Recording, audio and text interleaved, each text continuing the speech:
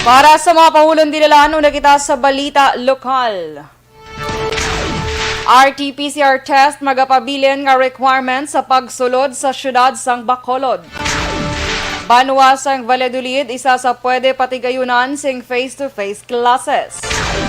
Balita nasyonal, pag-aproba sang Uniform Travel Protocol sang IATF ginkabalaka sang Octar Research Group. Vaccine Program Act of 2021 permado na ni Presidente Duterte. Balita international, masobra 300 ka mga schoolgirls sa Nigeria gin-kidnap. Sa sports balita, Gilas Pilipinas nakakuha sang slot sa 2020 FIBA Olympic Qualifying Tournament. Mayo nga ga Bacolod, may nga Negros Occidental, kag bugos nga Western Visayas, welcome sa pagpangalagad sa Aksyon Balita Sunday Edition. Karon nga adlaw Domingo, Pebrero 28, 2021. Ini naman si Aksyon Dorel Cabato. Detalye sa balita lokal pagkatapos gid lamang sini. Bakit kailangang magpabakuna? Bakit nga ba vaccination? Ang pandemyang ito ay kumuha ng maraming buhay at patuloy pa nitong nilalagay sa peligro ang buhay ng nakakarami. Pinahina din nito ang ating ekonomiya at maraming Pilipino ang nawalan ng trabaho dahil dito. Sa pagkatuklas ng bakuna laban sa COVID-19, nagkaroon tayo ng oportunidad na malabanan ang pandemyang ito. Sa tulong ng mga bakuna, ay may iwasan natin ang sintomas ng impeksyon at posibleng maiwasan din ang malalang impeksyon at matigilan ang pagkalat nito. Gayunpaman, gaya ng iba pang mga bakunang ginagamit sa nagdaang dekada, ang abilidad nitong protektahan ang ating komunidad ay tataas lamang kung hindi bababa sa 70% ng ating populasyon ay bakunado. Halimbawa, kung ang iyong barangay ay mayroong 100,000 katao, hindi dapat bumaba sa 70,000 ang dapat mabakunahan upang matiyak na proteksyon ang buong komunidad.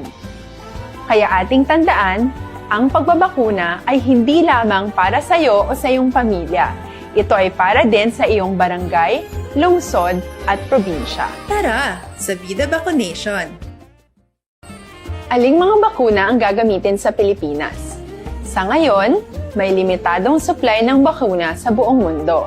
Sa katunayan, halos 80% ng stock sa buong mundo ay nabili na ng mga mayayamang bansa. Dahil dito, walang iisang kumpanya ang maaaring mag-supply ng 110 million na bakuna sa Pilipinas, kaya naman nakikipag-usap ang ating gobyerno sa 7 manufacturers.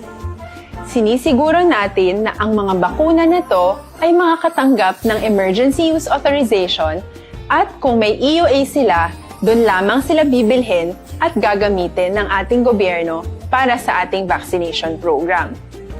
Nagbibigay ang EUA ng assurance o katiyakan na ang bakuna ay dumaan sa masusing pagsusuri at nirerekomenda ng mga independent na eksperto sa atin.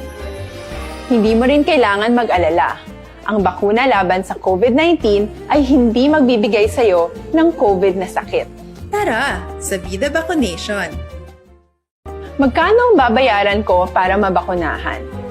Ibibigay ng gobyerno ang bakuna ng libre. Wala kang dapat bayaran para magpabakuna. Tara, sa Vida Vaccination! Sino ang unang makakapagpabakuna? Dahil kailangan nating masiguradong patuloy na makakapagtrabaho ang ating health system para maalagaan tayo, ang mga medical frontliners ang unang makakatanggap ng bakuna. Susunod dito ay mga eligible na senior citizens dahil sila ay nasa greatest risk ng severe infection o kamatayan. Alam natin ito dahil sa ating lokal na datos na mas mapanganib ang COVID-19 sa mga matatanda. Ang pagkakasunod-sunod na kung sino ang unang makakatanggap ng bakuna ay natukoy sa tulong ng mga eksperto. Tara, sa Vida Vaccination! Kailan at saan ka dapat magpabakuna? Ang inyong national government ay nakikipag-ugnayan sa mga lokal na pamahalaan upang maihatid ang bakuna sa inyo. Ang lokal na pamahalaan or LGU nyo ang maghahanda ng pagpaparehistro at pag-ayos ng schedule ninyo. Sunday edition sa Aksyon!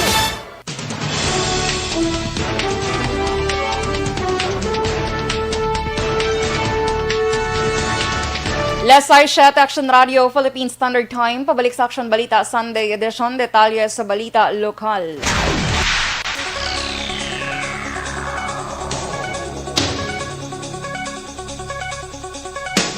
Ginklaro ni Dr. Chris Sorongon, ang Deputy for Medical Operations sa Emergency Operations Center kon EOC nga bagapabilin ang requirement nga RT-PCR test sa mga magasulod sa syudad sa pihak sang desisyon sang Interagency Task Force kon IATF nga Uniform Travel Protocol sa tanang nga local government units kon LGUs.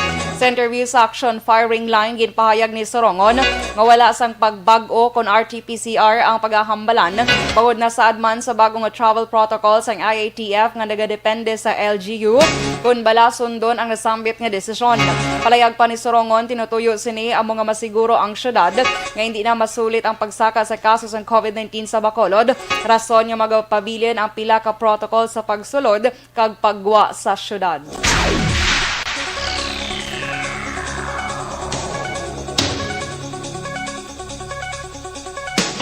Isang banwa sang Valladolid sa Negros Occidental nga pwede patigayunan sang face-to-face classes. Ini ang ginpahayag ni Senate Committee on Basic Education Chairman Sherwin Gatchalian nga nagtambong sa groundbreaking ceremony sang Central Philippine State University o CPSU extension sa mga banwa. Apang ginklaro sang senador nga dapat anay tun-an sang maayo kung paano mapasiguro nga hindi makatugas ang peligro ang pagpabalik sang classes sa mga lugar nga wala na sang aktibong kaso sang COVID-19. Gin-ehemplo sang senador ang Valladolid nga may 0 COVID-19 active case. Apang hindi basta-basta nga ibalik sa gilayon ang klase bangod malapit ini sa mga urban areas kag masami ginabisitahan sang mga pangayaw. Nagapati si Gatchalian nga importante ang ginatawag nga science-based approach antes desisyonan kung diin nga lugar ipatuman ang face-to-face classes.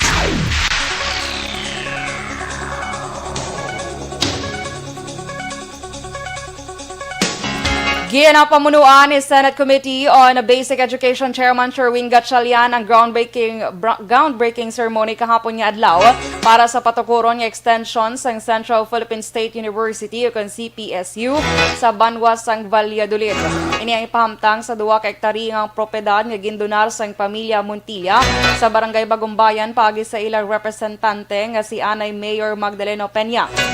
Suno kay Gatchalian, ila papagistoryahan ni Valladolid Mayor Enrique Maravellas, CPSU President Dr. Aladino Moraca kag mga concerned officials kung pila ang kabug-usan nga balor sang proyekto.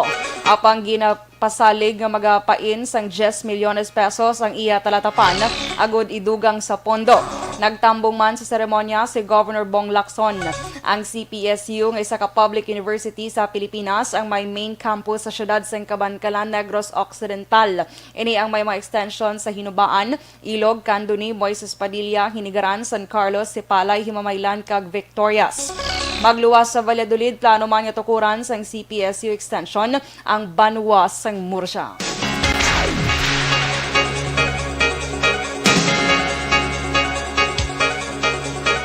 Sa dugang balita lokal, ginpasalamatan ni MBCCI President, Chief Executive Director Frank Carbon ang resulta sa ila dialogo kay BCPO Director Colonel Manuel Placido angot sa kaso sa mga pinatsyonay nga nagaluntad sa syudad sang Bacolod.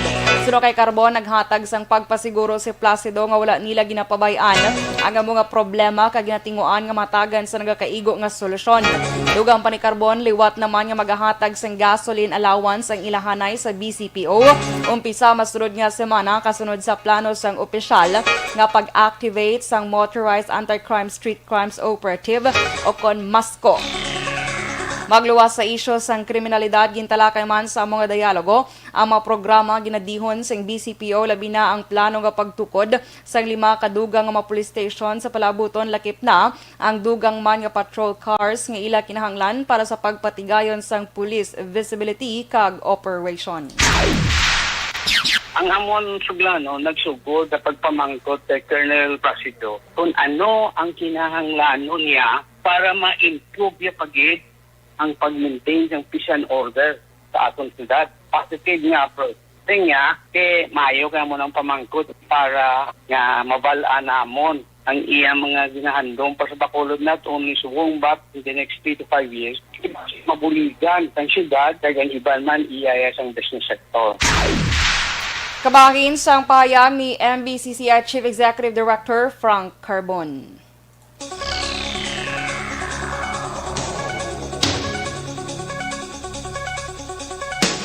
Nag-issue sa Executive Order number 21-14 years of 2021 nga nagapalawig sa Modified General Community Quarantine sa bugos nga probinsya nga magaumpisa Marso 1 sang las 12 sang tuwang gabi, tubtub sa 31 sang las 11:59 sang kagabihon. Sa gihapon nagapabili ng istrikto nga pagpatuman sang health protocol kag travel regulations labi na ang pag-abot sa authorities person outside residence o kon apor kag ang hindi apor. Ginpabaluman sini nga mga tao o kon establishmento nga maglapas sa mga provision sang executive order ang mga tubang sang panumbungon kaangay sang administratibo kag kriminal. Naibaluan ang probinsya ang mayara na sang masobra 6,800 nga nagpositibo sa COVID-19 sang nag-umpisa ining virus nagligad nga tuig.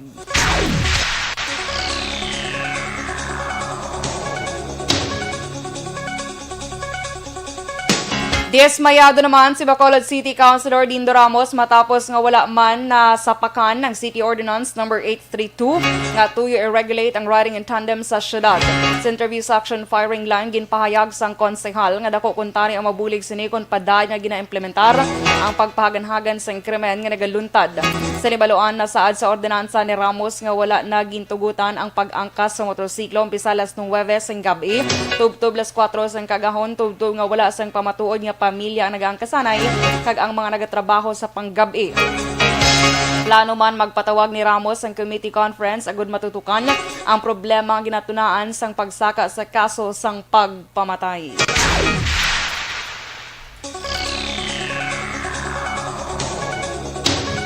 Kag sa katapusan nga balita lokal, subong nga semana nag-umpisa na ang renovation sang Sumag Public Market.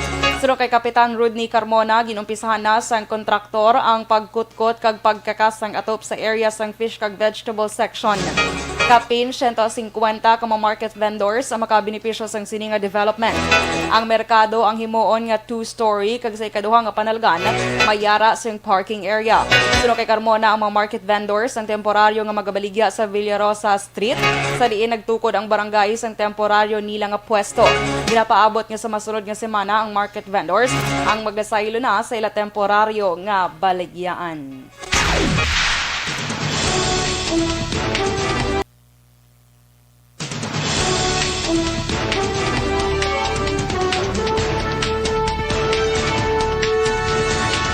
Sa balita national, pag-aproba sa Uniform Travel Protocol sing IATF ginkabalakas ang Octar Research Group. Vaccine Program Act of 2021 permado na ni Presidente Duterte. Detalye sa balita national pagkatapos gid lamang sini. Ang balitang ito ay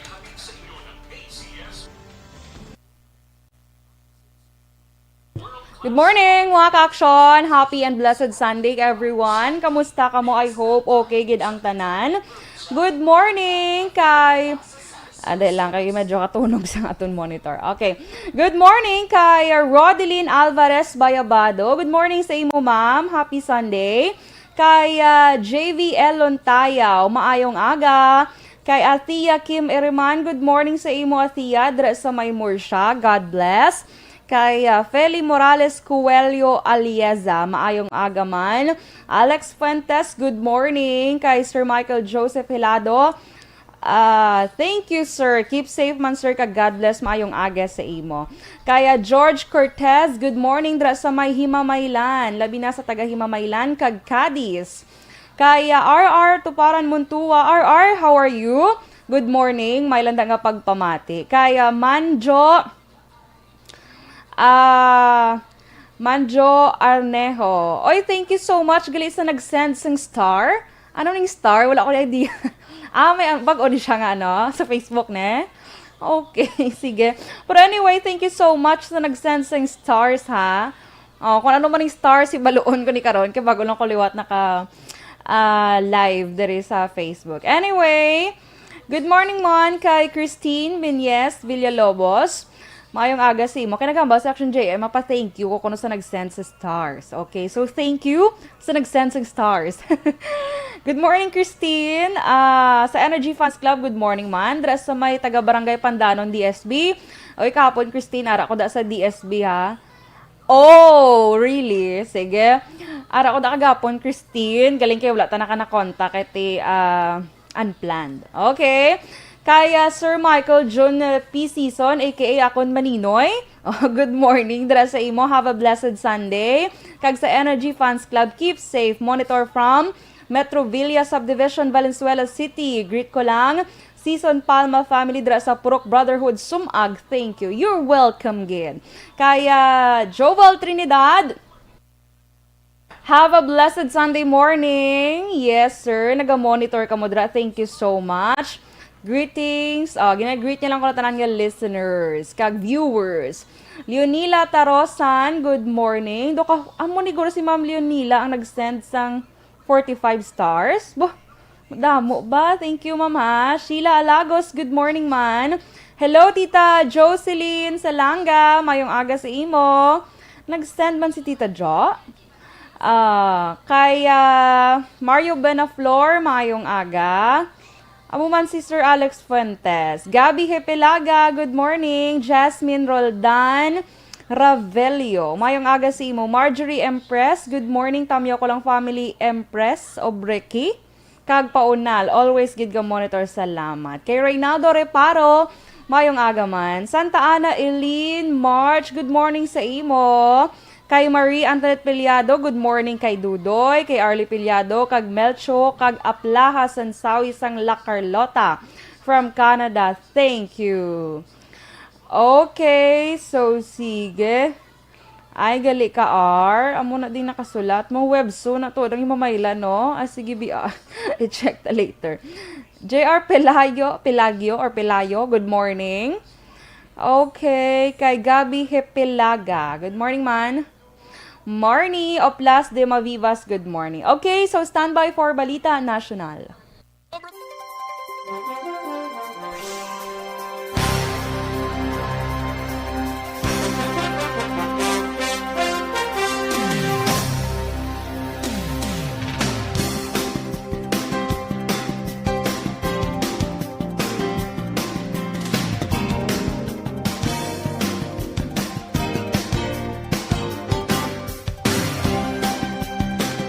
Aksyon Balita Sunday Edition sa Aksyon!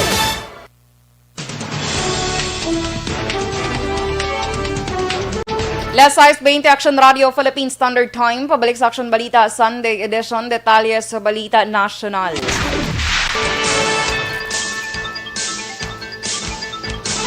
Nagpabutyag sang kawalaka ang Octar Research Group angot sa desisyon sa Interagency Task Force for the Management of Emerging Infectious Diseases o IATF-EID nga pag-aproba sa uniform travel protocols para sa local government units o LGUs. Kagin pahayag nga may pila pa ka mga lugar nga ginabudlayan para pakigbatuan ng COVID-19.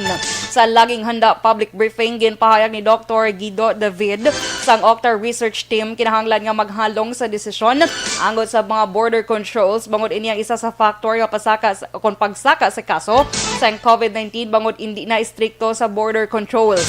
Ginpanugyan sa grupo nga dapat i-evaluate ang nasambit nga desisyon agon hindi mabutang sa peligro ang publiko. Nagapati naman ang Department of Health o DOH nga nangin factor sa pagsaka sa kaso sa COVID-19 sa pungsod ang ginpahalogan nga restrictions kag halugman nga response ng local government units sa LGUs. Suro kay DOH Undersecretary Maria Rosario Verriere, isa sa nakitaan sa ginhalogan ang restrictions ang mga wala na istrikto ginasunod ang minimum public health protocol kag naghalugman ang mga LGU sa pagmonitor sa mga wala nagasunod.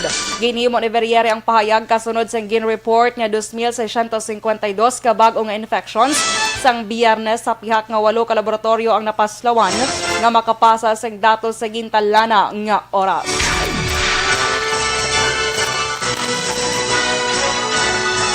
Sa iban nga balita national, ginpermahan na ni Presidente Rodrigo Duterte bilang bag-o nga layi ang vaccination program o kon Program Act of 2021.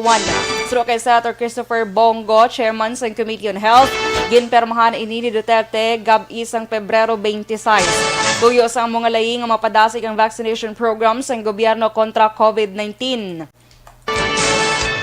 Dugang pa, magapain naman sa 500 milyones pesos nga indemnity fund para sa mga pasyente nga maka-eksperyensya sa malaing epekto sang bakuna kontra COVID-19.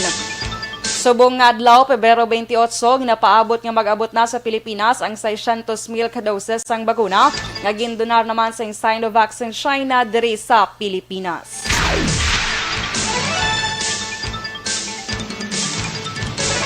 Temporaryo nga gin-suspend sa House Committee on Dangerous Drugs ang investigasyon sa shooting incident sa tunga sang PNP kag Philippine Drug Enforcement Agency sa syudad sa Quezon sa itong Miyerkules sang hapon. Suro kay House Committee on Dangerous Drugs Chairman kag Surigao del Norte 2nd District Representative Robert Ace Barbers, ang suspensyon ginhimo kasunod sang mando ni Presidente Rodrigo Duterte sa National Bureau of Investigation nga magpatigan sa impartial investigation angot sa natabo. Natala na kung tani magpatigaan sa committee hearing sa adlaw sang Lunes, Marso 1, 2021. Agud matutukan ang natabo nga shootout sa tunga sang PNP kag PDEA, antis pa man ang mando sang presidente. Kag sa katapusan nga balita national, ginaduso sa karon ni Senate President Vicente Soto III ang pagbalik sa mga eskwelahan sa in-person classes. Agod nga ang education system sa Pilipinas makalagas sa mga kaiping nga nasyon. Suro sa senador, wala sang may makabulos sa face-to-face classes nga ginlaragway sini bilang pinakamaayo nga paagi agod pakigbatuan ang manubo nga kalidad sa edukasyon sa pungsod. Ginihemplo ni Soto ang report nga ang Pilipinas kalakip sa 14 sa 150 ka pungsod sa bugos nga kalibutan kay nagaisahanon nga pungsod sa Southeast Asia nga nagapabilin nga sirado pa ang eskwelahan.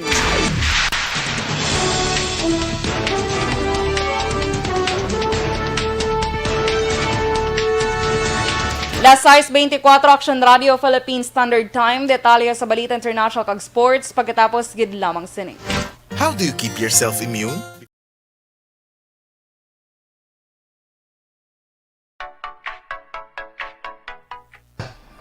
Alright! Good morning, liwat mga ka-aksyon! By the way, mga ka-aksyon, subong gali ang last day sang February, no? So, February 28, last day, of course, kag Sunday, subong. So, make this day beautiful as you are, mga ka-aksyon. Simba kita subong adlaw. Of course. So, see you, mga ka-aksyon. Day na ko to kagina kay Luz Bora. Good morning, Aksyon Radio, kang sa tanan nga taga Kayum, IT Central, Hawaiian. Greet ko lang mga Bora family. Have a blessed Sunday. Kay Donato Abuan, good morning man, dres sa may Cavite. Kay Miss Hoy, akong cellphone. Sorry, lapit nagkaya ang akong cellphone. Kay Miss Homa Lumena, good morning. Kay Bombay sa Uma. Good morning sa imo, sir. Nonito Novero, good morning. Aksyon Dorel, monitor ang FB Live namin isang posting mo kahapon. Ayaw ba sa DSB. Thank you, sir. Kay Jocelyn Abuan, good morning. Thelma Telio, Paklauna. Good morning po. Paki-greet kay Arnold Trinidad, Paklauna. Okay, sige. Good morning sa inyo. Dali lang kayo may nag-message sa akong to kagina. My greeting. Okay, sige. Greeta na karon Mami M sa aton nga sa aton nga radio. Kaya Maricel Bes Marande, good morning sa imo, Maricel. Kamusta nga aton mga chiko dira? Sige. Mayong aga gid. Okay, standby na. Standby for Balita International kag Sports.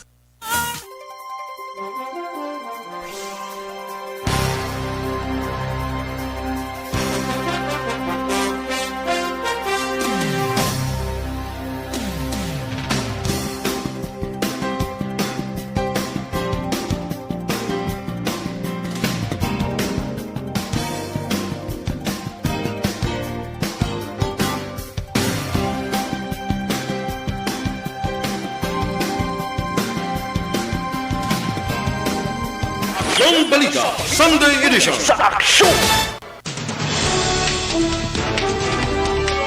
Last 6:27 Action Radio Philippine Standard Time. Pabalik sa Action Balita Sunday Edition. Detalye sa Balita International. Naglambot sa 317 ka mga schoolgirls ang ginkidnap sa ginpatigayon nga overnight raid sa maarmado nga grupo sa Government Girls Science Secondary School sa Banwa sang Hangibe sa Northwestern Zamfara. Suro kay Police Commissioner Abuto Yaro sa tunakaligad nga semana, may ginkidnap na ang maarmado nga mga suspect nga nagapangayo sang ransom. Yara sa 42 ka mga tao, lakip ng 27 ka mga estudyante ang ginkidnap na kaligad nga semana sa Kagara. Akig kag nasubuan naman ang nabatsyagan sa United Nations Children's Agency sa natabo nga pinakauli nga pagkinap. Sa karon wala pa sa grupo ang nag-ako nga may kaymuan sa insidente. Ang Zamfara State o Zamfara State Police Command ay nagapakiangot naman sa mga militar agud magpatigayon sang Joint Search and Rescue Operation sa mga estudyante nga ginkidnap sa mga bandido nga armado.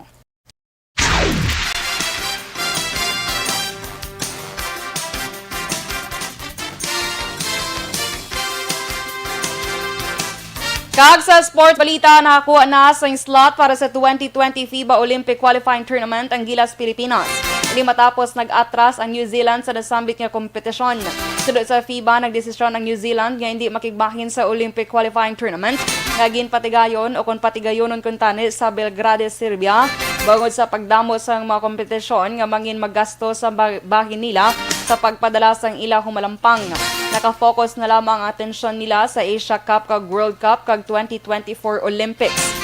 Amo nga napilian sa FIBA nga ilakip ang Pilipinas sa OQT sa Serbia bangod sa ranking sang pungsod sa Asia Oceania Region sa Men's World Ranking.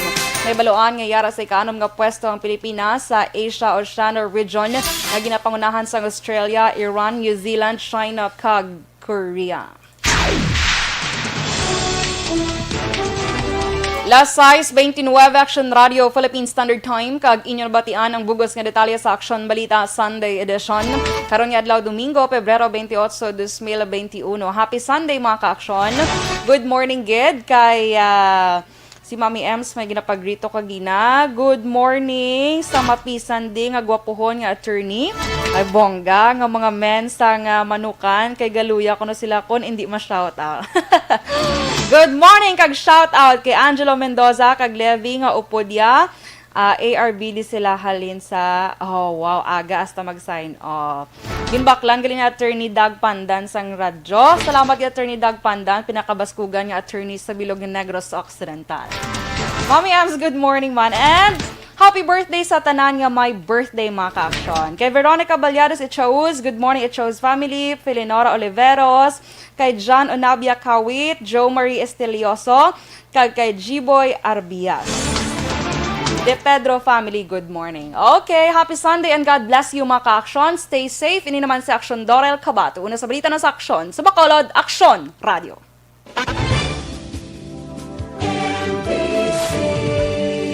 Manila Broadcasting Company. Sa balita, komentaryo, issue, serbisyo publiko. Aksyon Radio. Sa Bacolod, Aksyon Radio. Aksyon Radio.